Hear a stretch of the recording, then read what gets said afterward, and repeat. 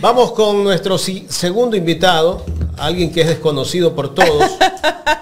Andrés Durán, el chochólogo, periodista de investigación, el que dirige El Chochólogo en las tardes. Así es, ya tenemos con nosotros a Andrés Durán. Andrés, ¿cómo estás? Un gusto tenerte ahora acá en Ecuador en directo. Hola querida Carlita, hola querido Jaime, espero que se encuentren bien, qué gusto verlos de manera seguida y sistemática. Bueno, ahora las preguntas las hacemos nosotros, ¿no? Entonces, bueno, pues ahora sí te vamos a poner ahí contra la pared a responder. En todo caso, bueno, decía Jaime al inicio, nos están sacando los cueros al sol Anderson Boscan y la fiscal, y bueno, todo en torno a la mafia albanesa. La primera pregunta que te quiero hacer es, ¿realmente está en estos momentos ahora o continúa la mafia albanesa dentro del Ecuador? A ver, lo que publicó y presentó Boscan, me parece que fue el día miércoles o jueves de la anterior semana, no es nada novedoso, es algo que lo hemos venido trabajando ya un buen tiempo. Son cerca de 2 años que vengo reporteando, documentando y evidenciando las operaciones de la mafia albanesa en el territorio ecuatoriano. Así que yo diría que es un recalentado de lo que se ha presentado modestamente en este espacio y en los medios de comunicación en los que he elaborado. Más allá de que no exista la cita y todo lo demás, a mí lo que me parece llamativo y me parece prudente es que estos medios de comunicación que han tenido una postura corporativista frente a la administración de la información y la gestión de la verdad, de alguna forma levanten su voz y evidencien que hay operaciones de esta organización narcodelictiva, que más que organización narcodelictiva, yo creo que hay que volver a conceptualizarla. Son empresarios del crimen organizado, por las conexiones que tienen. Yo pienso que hoy por hoy, por ejemplo, hay que profundizar en la información. De todas las compañías que se mencionaron en la entrega de la posta, hay que centrarnos en cuál es la actividad hoy por excelencia, actividad económica, digo yo, que facilita de alguna forma el lavado o el blanqueo de capitales en el Ecuador. Y ahí hay una empresa clave que, hilando un poquito fino, considero yo y consideramos junto con Jaime después de una discusión, una conversación, que es producto de esta empresa, de revelar el nombre de esta empresa y las operaciones de esta empresa, que yo volví a recibir una amenaza en junio, de 2024. Ok, Andrés. A ver, hace aproximadamente 3 meses cuando inicias o retomas básicamente el tema de la investigación de la mafia albanesa, empiezas a hilar fino con algunos otros tentáculos que tienen en distintas áreas. ¿Esta empresa a la que te refieres de la mafia albanesa se liga específicamente con qué área del gobierno? A ver, no es que se ligue directamente con un área del gobierno, sino es una actividad económica y financiera y se dedica específicamente a la minería. Y a la minería en una zona que hoy por hoy es bastante caliente del país, en la provincia del Oro. Sí, es una actividad minera en la provincia del Oro. La empresa está domiciliada en Guayas, en el edificio de Point, mira, en Puerto Santana. Lo cual es bastante llamativo que 3 doritos después de que Dritan Hica, la mafia albanesa y toda su estructura haya sido evidenciada ante la opinión pública, tengan actividades a diestra y siniestra y a la vista y paciencia de todas las autoridades. Esta compañía es fundada el 31 de octubre de 2023, es decir, 8 o 9 meses después de que se reveló las operaciones de la mafia albanesa en suelo ecuatoriano. Y es extremadamente preocupante, porque de esta empresa no es, pues, no solo fue accionista Dritan Hica, sino también presidente Dritan Hica. Y una de las personas procesadas en el caso La Pampa, el señor Julio Lalangui, alias Agrónomo, es el único detenido. Entonces, fíjate tú cómo siguen operando y siguen vinculados a un giro de negocio específico hoy por hoy. Y yo creo que no solo es el sector de la construcción que facilita el lavado de activos también, sino hoy por hoy también es el giro de negocio minero. Y en zonas específicas, Portobelo, ¿sí? Zaruma, ¿sí? Hay zonas específicas que incluso han sentido la violencia con magnicidios de sus propias autoridades locales. Y aquí viene una pregunta importante y muy interesante y sugestiva. ¿Por qué están asesinando a los alcaldes de esas localidades? ¿Qué está pasando? ¿Qué es lo que está sucediendo? Yo tengo una hipótesis y la voy a presentar porque me parece a mí que es momento de que el país hable de estas verdades. Es muy sencillo. El crimen organizado está ganando ayuntamientos como pasó en la Italia en los años 80, ¿sí? Está ganando alcaldías, está ganando administración local, ¿sí? A través de la política para facilitar sus esquemas de lavado de activos. Entonces capturan al poder, capturan a la decisión del Estado, ¿sí? Capturan a la autoridad de turno y le suministran y le dicen, mira, nosotros tenemos toda esta cantidad de dinero, tú requieres y necesitas hacer obra pública, el gobierno nacional no te está financiando porque no ejecuta el presupuesto general del Estado, te ofrecemos todo esto. ¿Cuál es el compromiso? Que tienes que blanquear este capital. Entonces se crean empresas ficticias, se crean empresas fachada, se facilitan contratos, hay compadrazgos, parentescos, amistades, y empiezan los procesos de lavado de activos. Cuando la situación se complica por A, B, C, cualquier razón, motivo o circunstancia, empieza nuevamente el auge de la violencia. Cuando hay o existen conflicto de interés, cuando las autoridades locales o de turno también tienen participación en esas actividades. ¿A través de qué? A través de empresas. Lo que pasó, por ejemplo, con el alcalde de Camilo Ponce, de Portobelo, de Manta, y nadie en el Ecuador se ha preguntado si existe alguna conexión específica sobre los asesinatos y en qué condiciones se dan. El día de hoy, a las 18 horas, vamos a hacer un repaso muy interesante porque se habla de la mafia albanesa como un cuco, un monstruo, un gángster que va a aniquilar y acabar con la seguridad pública del Estado ecuatoriano, cuando en la práctica son empresarios del crimen organizado y están activos y operando de esa manera porque el Estado les ha facilitado todas las condiciones para que así sea. Y ese es el verdadero inconveniente. Entonces, mientras el Estado se retira y no regula, no controla, no fiscaliza el acto público en sí mismo, entonces claramente le da la puerta y le da la potestad para que estos empresarios del crimen organizado sigan operando en todo el territorio nacional. Y el punto de encuentro, y el gran dato perturbador de esto, mi querida Carlita y Jaime, y chochólogos, es que estos alcaldes también estaban involucrados con la gestión de la minería en sus localidades. Sin duda alguna, lo que nos da a entender, bueno, pues todo nace de todo un círculo y toda una argolla, ¿no? Y el Estado no está haciendo nada. Me decías, mira, se crea esta empresa en el 2023. Bueno, ¿qué pasa con la superintendencia de compañías, las superintendencias de banco, de dónde viene toda esta investigación? Y el punto central ahora, entonces, ¿qué pasa con la fiscal?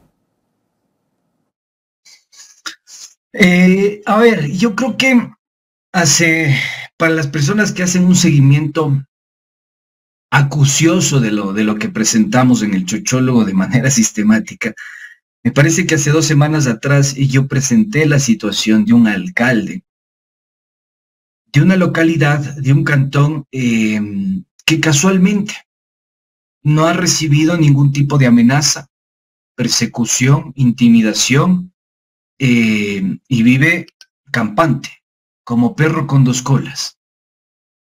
Un alcalde en cuya localidad se encontró cerca de 22 toneladas de cocaína en una chanchera, decía, y que fue revelado por una operación del ejército ecuatoriano.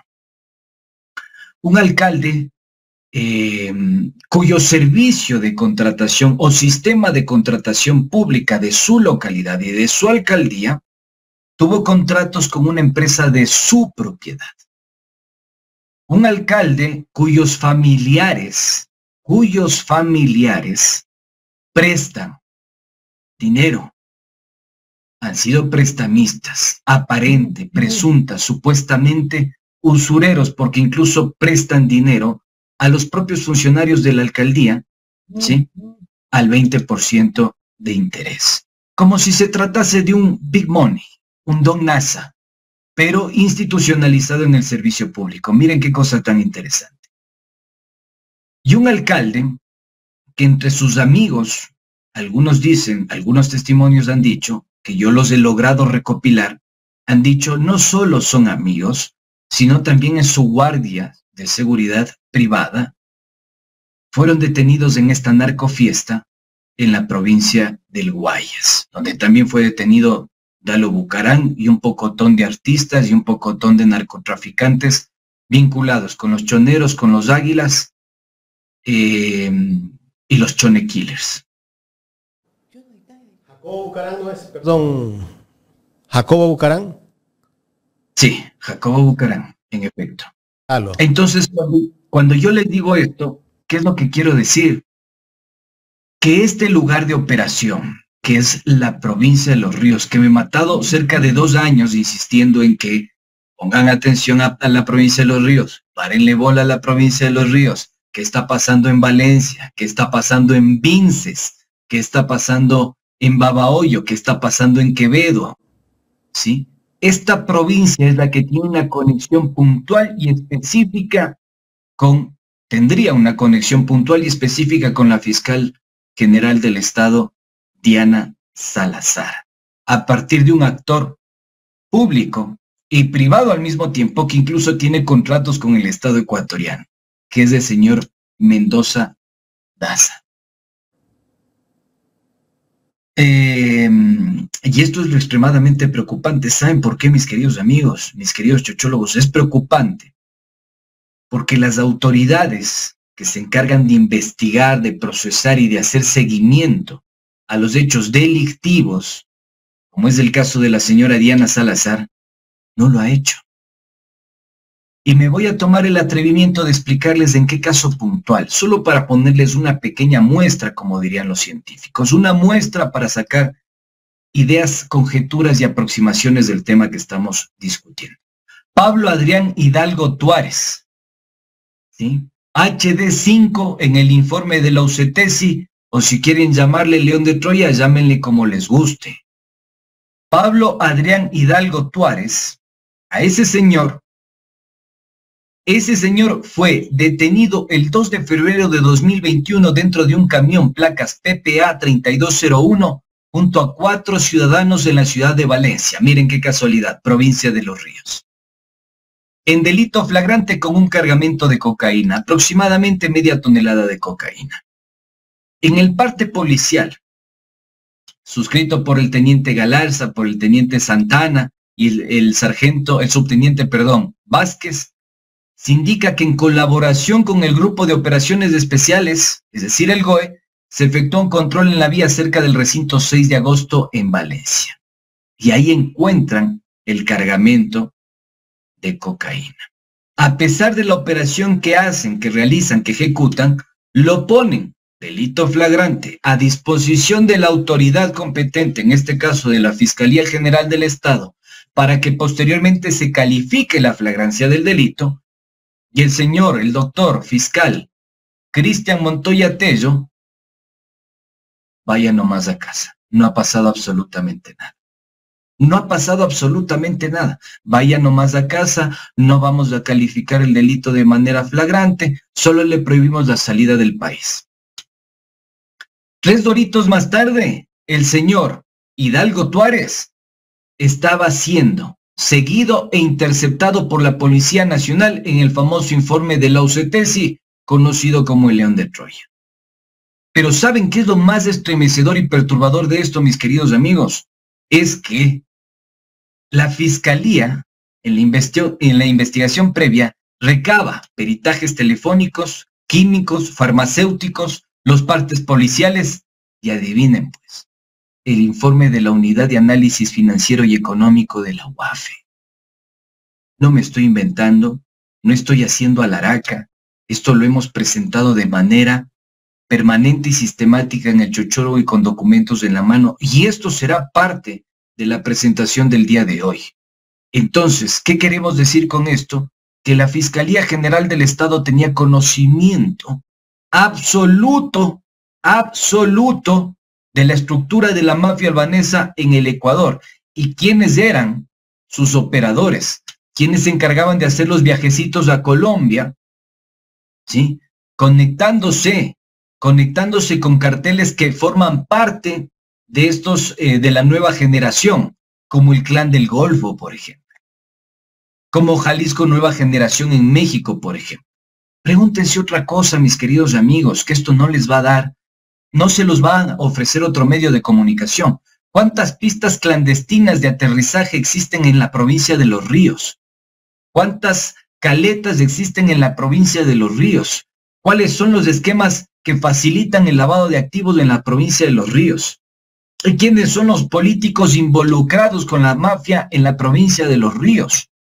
¿Quiénes eran políticos que incluso tenían pistas y avionetas, pistas clandestinas de aterrizaje y avionetas? ¿Y quién fue, y es, y sigue siendo el cuñado del expresidente de la República que opera en la provincia de Los Ríos? Yo creo que ahí vamos a empezar a apreciar esto. Y esto yo lo dije y lo publiqué el momento que asesinaron a Fernando Villavicencio. Porque la estructura albanesa de la mafia albanesa no es, pues, un grupo de pandilleros, un grupo de maleantes, malhechores, mal encarados, encadenados, que pululan por todo el territorio nacional. Es un grupo de empresarios que tiene contactos de alto vuelo. Y el chochólogo ha mencionado de manera sistemática y ha presentado incluso los certificados de integración de capital, de donde tienen las compañías los albaneses.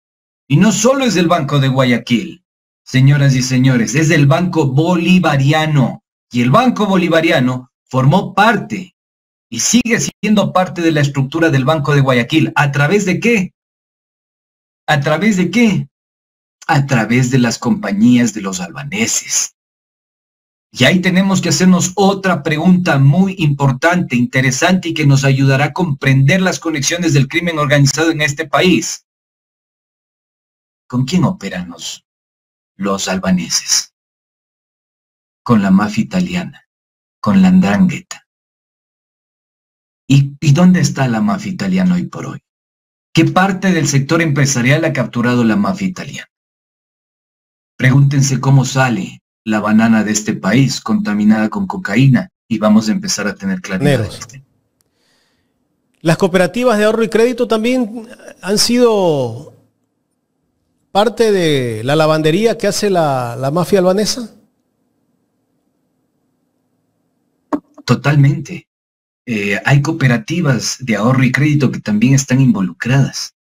De hecho, el señor Lalangui es procesado por lavado de activos, no por tráfico ilícito de sustancias catalogadas sujetas a fiscalización.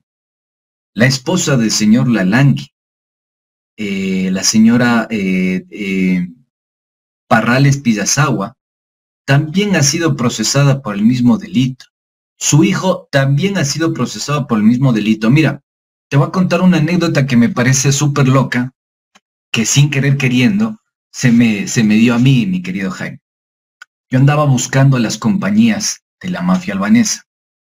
Y esto que presentó Boscan el día miércoles o jueves, me parece, yo lo presenté en febrero de 2023. Y a través de eso, yo logré identificar un número telefónico de la empresa Canmaná, que es otra de las empresas, una sociedad por acciones simplificadas, que es otra de las empresas que también está siendo procesada en el caso La Pam. Y dije, vamos a ver, dijo el ciego, agarré el teléfono y llamé al contacto que estaba registrado. Y resulta que me contacta, me termino comunicando, yo no sabía, con Brian Lalangui Pillazagua, que es el hijo de alias Agrónomo y Teresa Pillazagua Parrales. Yo no sabía, o sea, terminé hablando por teléfono y grabando el audio y la entrevista, sin querer queriendo, ¿me entiendes? Entonces, claro, el tipo se puso extremadamente nervioso, yo también, y me dice, sí, ¿qué necesita? Sí, todavía estamos funcionando, ¿para qué quiere?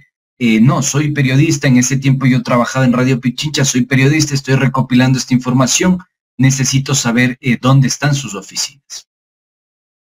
Colgó la llamada telefónica. Nunca más me volvió a contestar. Pero ahí yo logré identificar algo. ¿Quién era la pareja sentimental del señor Dritan Jica? Entonces, cuando Boscan utiliza a alguien que le sople y que le haga filtración, nosotros presentamos documentos. Y documentos que de alguna forma nos hacen o nos permiten evidenciar cómo opera la justicia ecuatoriana con estas personas. ¿Saben por qué?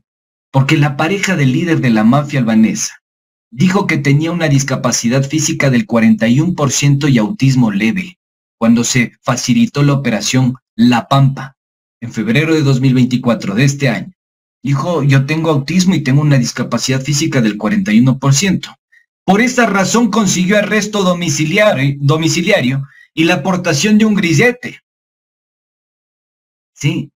Y además dijo que el juez Duncan Franco Rendón de la Unidad Judicial Penal Norte número 2, estamos dando hasta nombres y apellidos, señoras y señores, de Guayaquil, le concedió este beneficio a la pareja del narco.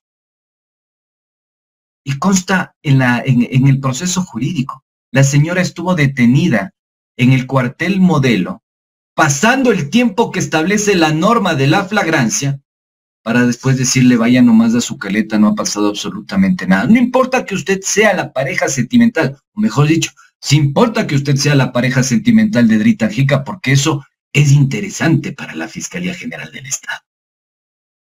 Entonces, lógicamente, el certificado de discapacidad sí consta, ¿no? Los documentos de discapacidad constan en el expediente, Andrés. O sea, se puede certificar que efectivamente tiene una discapacidad, ¿o no?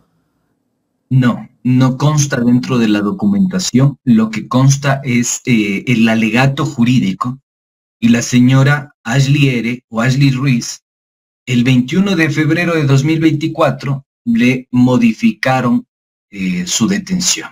Le pusieron grillete y le calificaron con un autismo leve. Pero, miren, esto es tan sencillo que hay personas que incluso están en la tercera edad y están en una situación crítica en el sistema penitenciario del país. Hay personas que incluso están contagiadas con enfermedades graves en el sistema penitenciario del país y jamás han recibido estos beneficios penitenciarios. Porque esto es un beneficio penitenciario por su condición. Jamás han recibido beneficios penitenciarios. Y qué raro, digo yo, que la pareja sentimental de Dritan Jica, la señora Ashley Ruiz, con la cual también tuve la posibilidad de conversar, de entrevistarla sin querer queriendo, porque en ese tiempo yo andaba buscando, no sabía quién era quién. Y me dijo que en efecto, ella incluso era secretaria en Agricontrade. Agricontrade, para comprender a la mafia albanesa y sus operaciones, es clave. Agricontrade es la empresa que incluso estuvo vinculada a Inés Tuñón. Inés Tuñón fue la que facilitó el esquema de sobornos en Petroecuador con Alex Bravo. Entonces, por eso yo planteaba la hipótesis de que lo que querían realmente los albaneses al constituir tantas empresas de construcción, ingeniería civil, era facilitar esquema de lavado de activos, facilitar el blanqueo de capitales, facilitar el lavado de activos. ¿Y dónde integraban esos capitales? En las instituciones financieras con las que tenían vínculo. Guayaquil Bolivariano. Por si acaso, las personas que me digan, no, es que no es así, chochólogo, estás exagerando, yo tengo un informe reservado de las compañías vinculadas con la mafia albanesa. Mejor dicho, las compañías que son albanesas en territorio ecuatoriano, que son 19 o 21. Hoy a la tarde se enterarán. 19 o 21 que están operando en suelo ecuatoriano y que tienen sus capitales en Bolivariano, ¿sí? Y en Guayaquil. Y Bolivariano, casualmente, el propietario de Bolivariano fue embajador del presidente o del expresidente Guillermo Lasso en Serbia. Sí, el señor Salazar Arrarte. Entonces ahí vamos entendiendo las conexiones de estos. Estas 21 empresas, ¿qué tipo de actividades comerciales nomás tienen? ¿O has detectado que tienen? Aparte de la minería, construcción. Sí, son variadas, son empresas de construcción, son empresas que venden, digamos, alimentos, son empresas que están vinculadas a la exportación de cacao, de frutas, de banano. Son variadas, pero son giros de negocio que facilitan el camuflaje de actividades ilícitas. Por eso, los investigadores los calificamos como empresas fachada, ¿sí? Entonces, yo puedo decir que tengo una empresa que se dedica a exportar banano, pero en la práctica yo no tengo los permisos para los cupos de exportación del banano. No he sido autorizado por Unibanano, de hecho no tengo cupos de exportación. Y qué bien que lo topas, mi querida Carlita, porque aquí vamos a otro problema, mucho más grave. La mafia albanesa facilita la logística, ¿sí? Ese es su gran valor agregado, la logística de la contaminación y la logística del lavado de activos. Ese es su gran, digamos, valor agregado en el mundo criminal. Hay que entender eso muy claramente. Los choneros, los chone killers, el resto de organizaciones narcodelictivas facilitan esas operaciones logísticas. Y no es que hay o existe un enfrentamiento entre bandas delictivas, sino que hay bandas delictivas que pueden ser contratadas por los albaneses para hacer un X trabajo, otras para hacer un X trabajo. Es decir, que los albaneses son una especie de engranaje, ¿sí? Y tienen el contacto directo con Europa, a través de otro gran distribuidor de droga en Europa, que es la mafia italiana. ¿Se comprende? Entonces ellos dan servicios logísticos, brindan servicios logísticos, utilizando empresarios, utilizando políticos, utilizando empresas fachadas, facilitando la diversificación de actividades. Pero aquí viene algo muy clave e importante. El señor Bernardo Manzano. El señor Bernardo Manzano, que fue 14 años funcionario, alto ejecutivo del Grupo Noboa, ¿sí? Fue uno de los que ratificó los permisos para las operaciones de la mafia albanesa, específicamente de Can Maná, Sociedad por Acciones Simplificadas. ¿Sí? Le entregó la licencia para el cultivo de droga en este país, porque a la final terminó siendo fachada. Los terrenos estaban a nombre de una persona que había sido detenida con 2 toneladas de cocaína. ¿Sí? Entonces, todas estas cosas que les estoy reseñando tienen un contacto, tenían una misión política institucional. Capturar al Ministerio de Agricultura para facilitar 2 cosas. El tema de las licencias y tener terrenos donde yo sostengo hipotéticamente que en Valencia, en Vinces, en algunos cantones, hay caletas, y no solo caletas, laboratorios, donde están facilitando la producción y el almacenamiento de cocaína. Esto es importante que lo tengan presente. Y 2, facilitando también la exportación de esa fruta, de ese cannabis, de esas piñas, de esos mariscos, ¿sí? Con la venia del Sistema General de Control Unibanano. Tienen que preguntarse por qué hasta la fecha la Fiscalía General del Estado no formula cargos en contra de la cuñada y del marido, y del hermano del ministro de Agricultura, Danilo Palacios. Hasta la fecha, 3 toneladas de cocaína en delito flagrante. Y nada que ver, hasta la fecha. Y analicen sus informes financieros. En 2023, en 2017 tenía cerca de $32,000 en facturación. En 2023 supera los $4 millones. Buen negocio ha sido exportar banana, ¿eh? Buen negocio. ¿Qué pasa con la UAFE? No sé, yo también me pregunto lo mismo. ¿Qué pasa con la UAFE? Recuerden que el director de la unidad de análisis financiero, el subdirector, el que fue subdirector de análisis financiero de la UAFE, fue detenido recientemente por el presunto delito de lavado de activos. El colmo del subdirector de la UAFE, ser detenido por lavado de activos. Fue detenido por lavado de activos. Y esto es meramente testimonial, ya que hay que hacer una diferenciación importante. Una cosa es el chismerío, el chusmerío, lo que te dicen las fuentes, lo que te comentan las fuentes, lo que te puede dar un testimonio, que tú lo sometes a la verificación y demás. Estos son testimonios. Pero estos testimonios siempre tienen que estar respaldados con documentación, si no, no existe tal. Y ahí yo discrepo con lo que planteó Boscan en su momento. Boscan dice: a mí en Fiscalía me contaron, que me dijeron, me comentaron, hicimos las averiguaciones.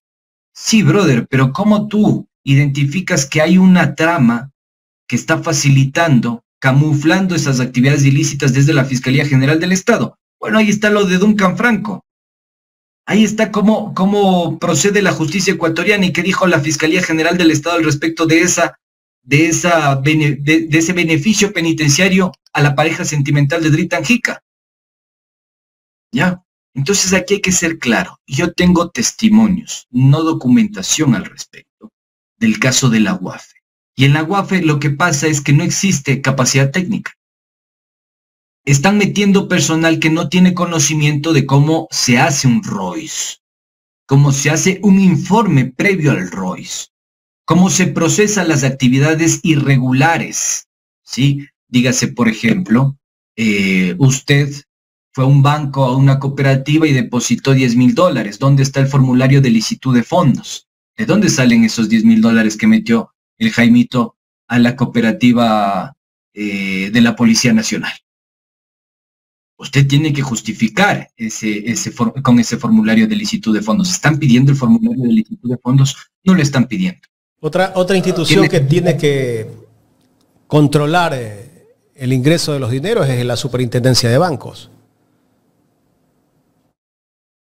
Miren, ese es otro gran tema, ¿no? Porque en este país lamentablemente somos ignorantes, y como somos ignorantes y desconocemos cómo está operando el crimen organizado, nos venden, perdónenme la expresión, cualquier huevada.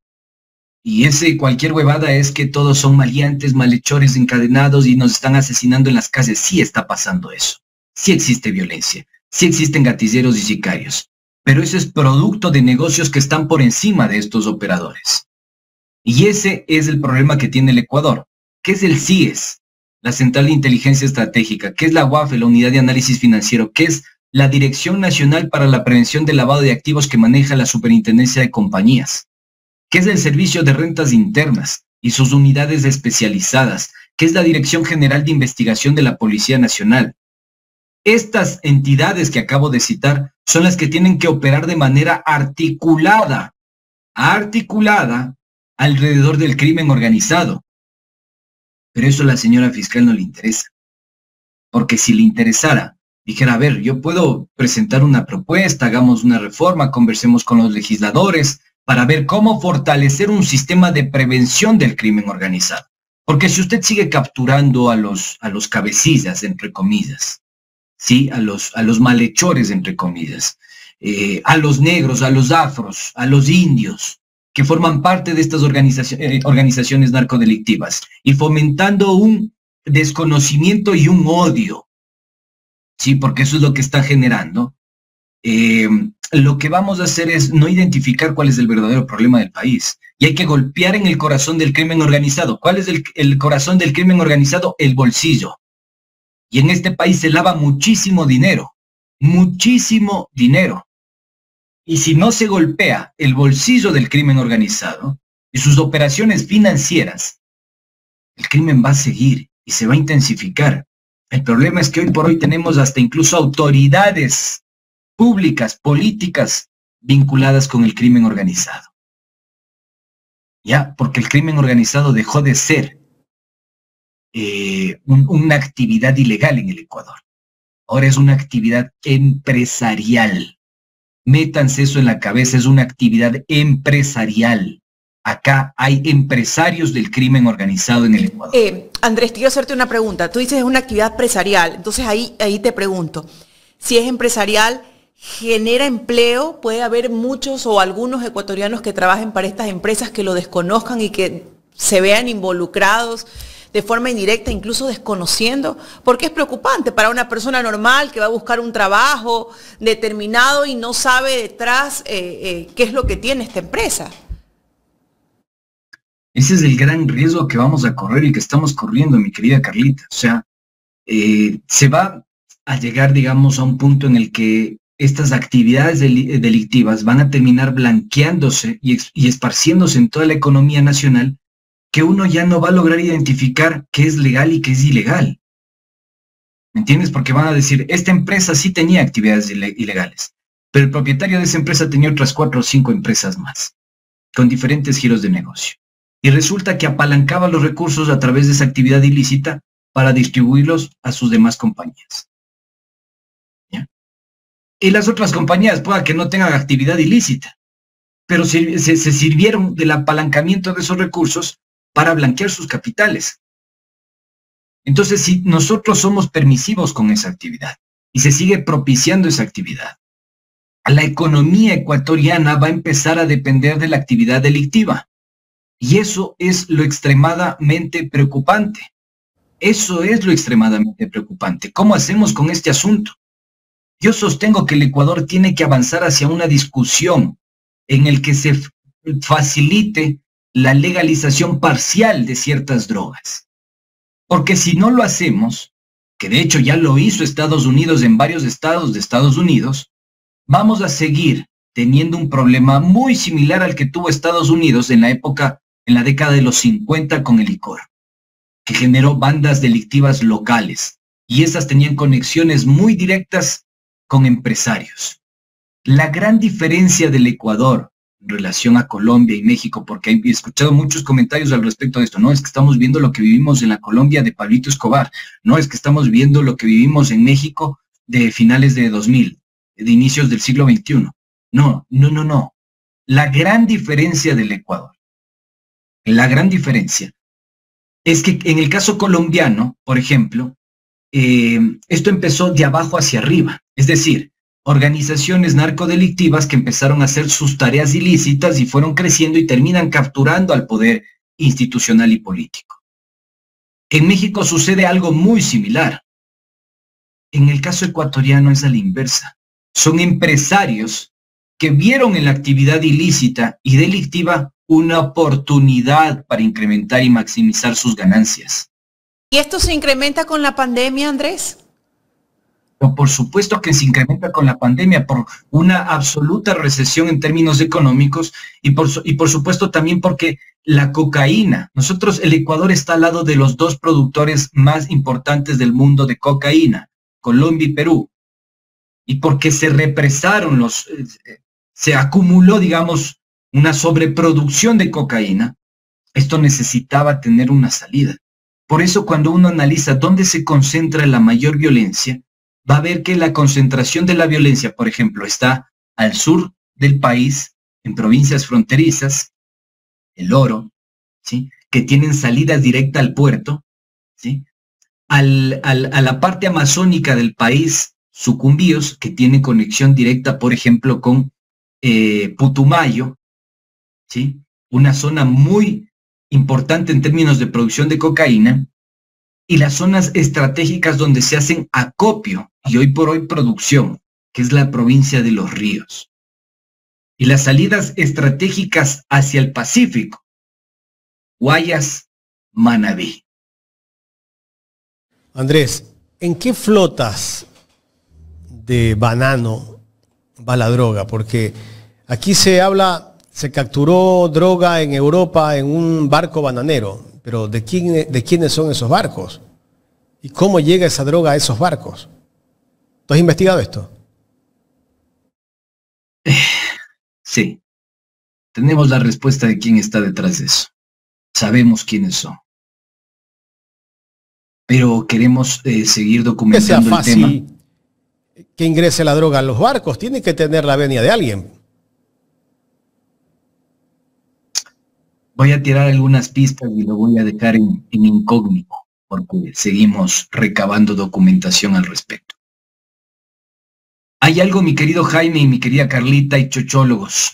Esto es perturbador. Toco madera. Nosotros tenemos algo que se llama WIPA, que no es la huipala por si acaso. WIPA es la Unidad de Inteligencia de Puertos y Aeropuertos. Pregúntese usted, ¿cuál es el presupuesto de la WIPA, de la Unidad de Inteligencia de Puertos y Aeropuertos? Nosotros tenemos algo que se llama GEMA, que es otra unidad especializada de la Policía Nacional, ¿sí?, que también opera de manera articulada,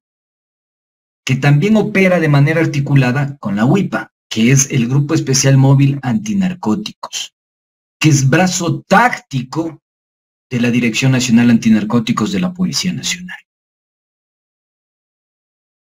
Tenemos también el control de aduanas, que también se encarga de identificar actividades delictivas e irregulares. Yo les pregunto a ustedes, o mejor dicho, pregúntenle al presidente Daniel Noboa cuál es el presupuesto que destina a estas unidades estratégicas. Y cómo hasta la fecha en el Ecuador, en ningún puerto administrado por el Estado ecuatoriano, existen escáneres. Y hay un fenómeno que es estremecedor, con el que está facilitándose la evasión del delito de tráfico ilícito de sustancias catalogadas sujetas a fiscalización, de droga. ¿Saben cómo se está evadiendo eso? Con algo que se llama contratos de mandato. El Jaime es exportador de banana. Él se encarga de mandar toneladas de banana a Europa. Pero resulta que como el Jaime es exportador de banana, pone al chochólogo a cargo de los trámites, ¿sí?, los papeleos para mandar el contenedor. Y resulta que el Jaime, sin querer o sin querer queriendo, lo contaminaron con cocaína. Por lo general suelen ingresar en la zona de los ventiladores, en la zona de la ventilación del container. Y le meten una tonelada, medio kilo, 500 kilos, media tonelada, etc. Y resulta que como no se hacen los controles y tienen un perrito para 40.000 containers, pasan el perrito ahí va oliendo. Un Firulais que seguramente debe tener la policía porque no tiene para más. Entonces el perrito huele y dice, aquí debe haber algo. Abren el contenedor y en efecto hay cocaína. Pero ¿qué pasa? El contrato de mandato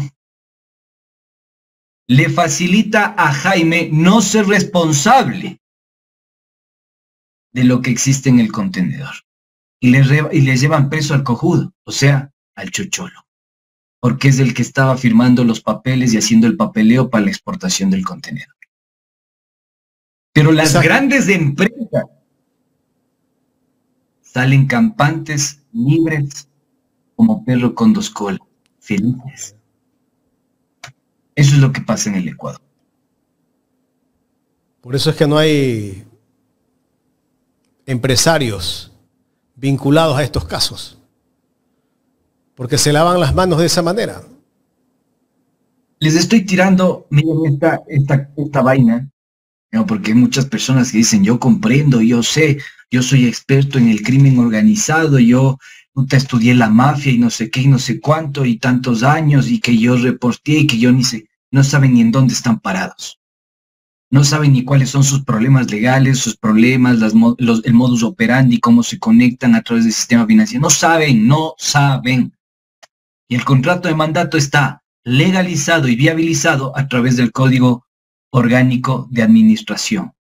Perdón, el Código Orgánico de Comercio Exterior. Entonces, estas cosas han facilitado que varias empresas evadan la justicia. Pregúntenle a la señora Lady Diana Salazar, ¿cuántas empresas bananeras han sido procesadas en delito de tráfico ilícito de sustancias sujetas catalogadas a fiscalización? Están protegidas con ese famoso contrato, ¿no? Sí. Contrato de mandato. Contrato de mandato. ¿La mafia albanesa desde cuándo opera en el Ecuador? Bueno, ellos empezaron en el año 2014, de lo que se ha logrado recopilar. En el año 2014 se realiza una operación que les invito a que la lean, que es de la detención de Dritan Rexhepi. Rexhepi fue el que recientemente fue detenido en Turquía. Sí, y miren, yo tengo hasta... en serio, Jaime, que ¿El que es detenido en Turquía no es Dritan Hika? No, Dritan Rexhepi. Dritan Hika está fugado, no se sabe dónde está, pero seguramente chocho por San Borondón. O sea, está en el país, posiblemente. Seguramente. Entonces, yo les decía, miren, si yo quisiera cantar todas las plenas, lo hiciera cuando mi seguridad y la de mi familia tenga garantías. Pero si el día de mañana yo hablo todo esto que conozco, me van a matar. Me van a matar porque hasta el sol de hoy ni siquiera seguridad tengo. Estoy en un sistema de protección de víctimas y testigos que no sirve para un carajo, que lo administra la Fiscalía General del Estado y la señora Diana Salazar, que tiene chapitas, y no lo digo de manera despectiva, que no están calificados y formados para dar protección a las víctimas y testigos. Y que hasta el sol de hoy el fiscal, el señor Chuquimarca, no me ha llamado ni siquiera a rendir versión. Entonces, es complicado el asunto, es bastante sensible el asunto. Pero a pesar de eso, vamos a seguir levantando y alzando la voz y dando testimonio en tiempos difíciles y sobre todo pedagogía, porque el Ecuador lamentablemente es un país ignorante de la violencia que está viviendo. El Ecuador no conoce realmente cuáles son las razones de la violencia que estamos viviendo en este país. Y eso creo que es lo que nos empuja a seguir investigando y propiciando que se diga la verdad con fuerza.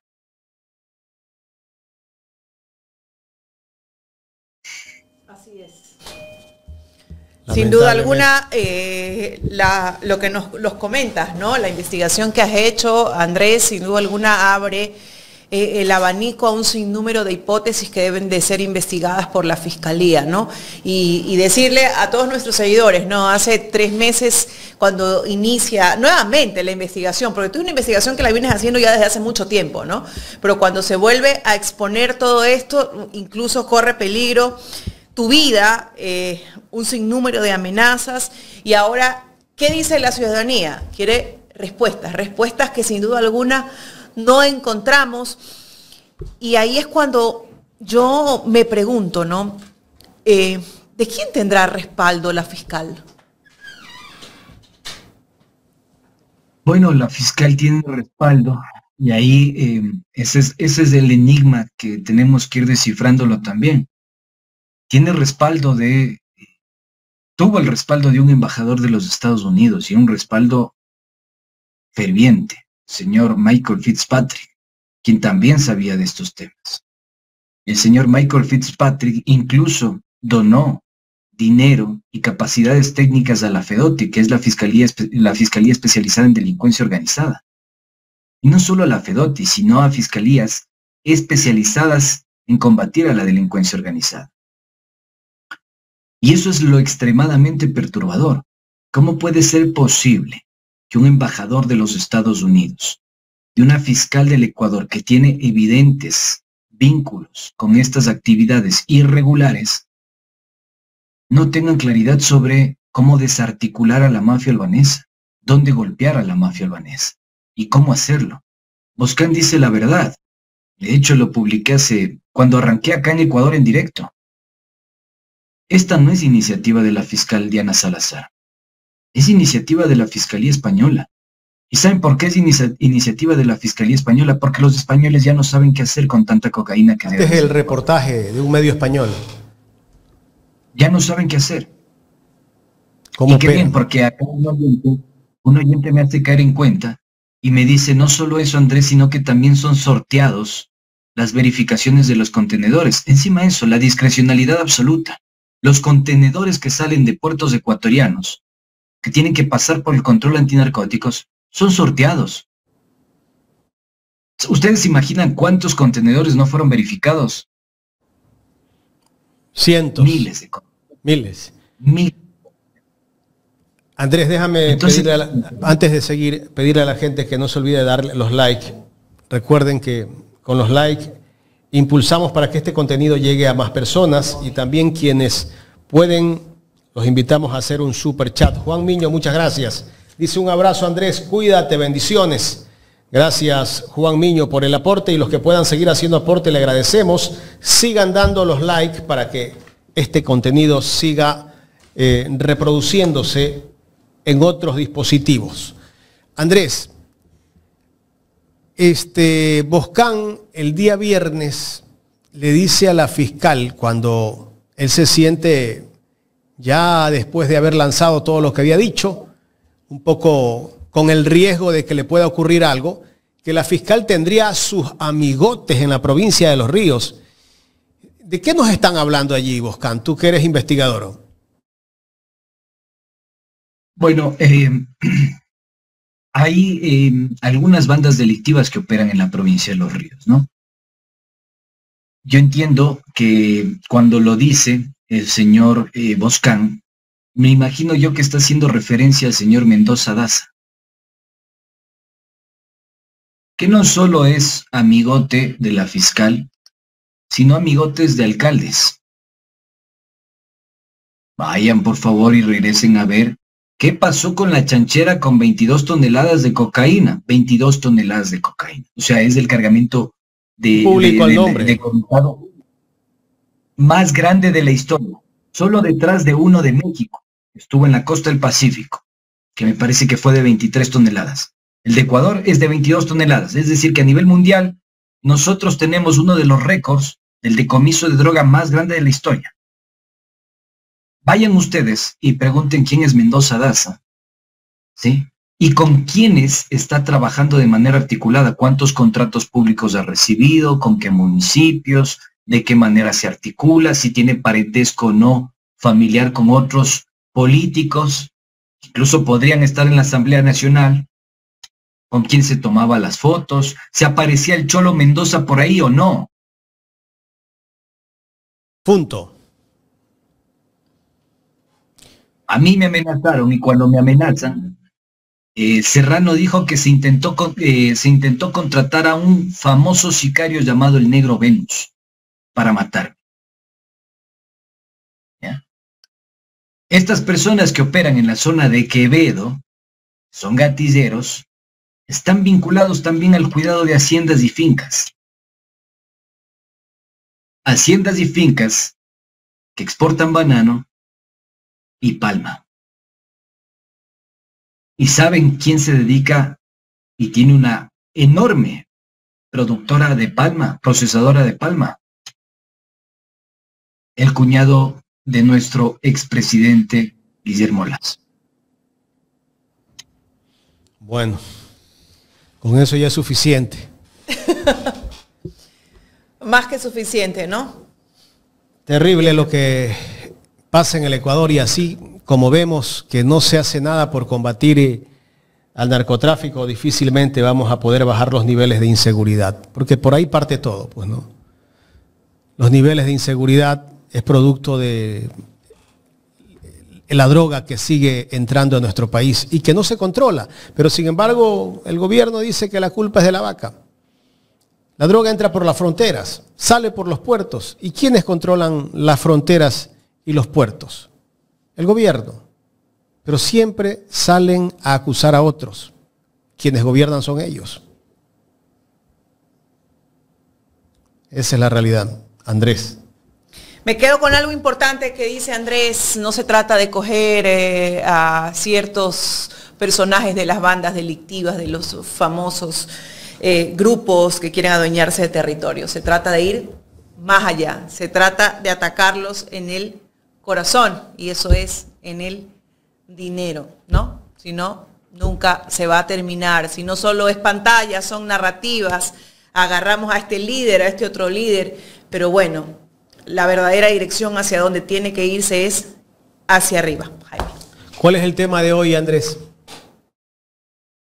Justamente lo que charlamos del día de hoy, gracias por esta promo, vista de que estuve un poco de vacaciones y no alcancé a hacer la promo del día de hoy, pero aprovechamos esta entrevista para promocionar. Lo que vamos a presentar el día de hoy va a estar muy interesante, así que les invito a todas, a todos, mis queridos chochólogos, a que se suman al chochólogo del día de hoy.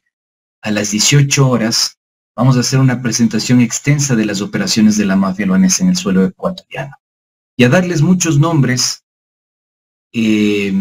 muchas empresas y personas jurídicas para que ustedes tengan conocimiento, ¿sí?, de cómo se está articulando la mafia albanesa en el Ecuador. Hay que sacarnos de esa idea del malhechor, el encadenado. Hay que empezar a ver a este crimen organizado, el nuevo crimen organizado que tiene el Ecuador, desde una perspectiva empresarial. Porque vincula al de terno y corbata. Al de terno y corbata, al que nunca va a caer, al peor. Así que los invito, mis queridos chochólogos, hoy 18 horas nos despapayamos y les canto las plenas. Gracias, Andrés. Nos vemos. 18 horas tiene una cita con Andrés Durán, el chochólogo. Se va a despapallar, acaba de decir. Hoy se despapalla. Así que es súper interesante, ¿no? Nos deja una visión bastante clara de lo que está sucediendo en el país.